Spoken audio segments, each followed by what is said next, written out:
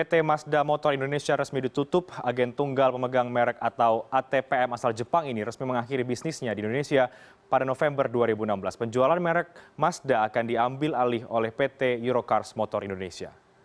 Mazda Motor Indonesia enggan disebut gagal bersaing dengan merek-merek pesaing mereka. Namun pabrikan Jepang ini mengakui jika aksi pengambilan layanan jual di Indonesia oleh Eurocars sebagai bentuk perbaikan dan pengembangan bisnis. Semua jaringan distribusi dari 45 dealer Mazda di Indonesia yang ada saat ini secara resmi akan dialihkan dari Mazda Motor Indonesia ke Eurocars Motor Indonesia pada Februari 2017. Eurocars sudah berdiri di Asia sejak 1985.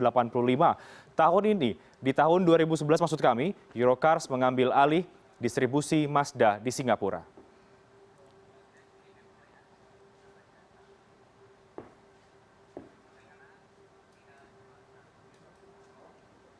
Ya, PT Mazda Motor Indonesia menepis anggapan pengalihan bisnisnya di pasar otomotif Indonesia kepada PT Eurocars Motor Indonesia disebabkan penjualan kendaraan yang terus menurun. Meski persaingan di pasar otomotif semakin sengit, secara keseluruhan penjualan Mazda di Indonesia masih stabil. Dan berikut kita akan lihat angkanya.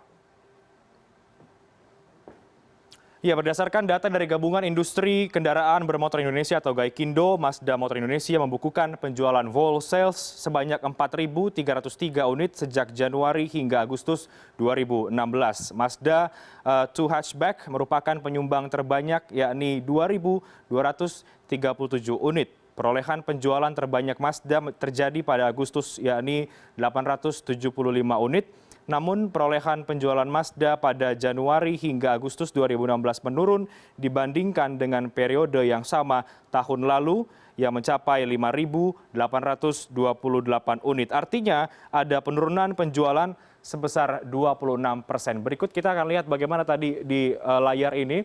Dari Januari sampai dengan Agustus 2015 ada 5.828 unit, kemudian turun cukup drastis di periode yang sama, namun di tahun 2016.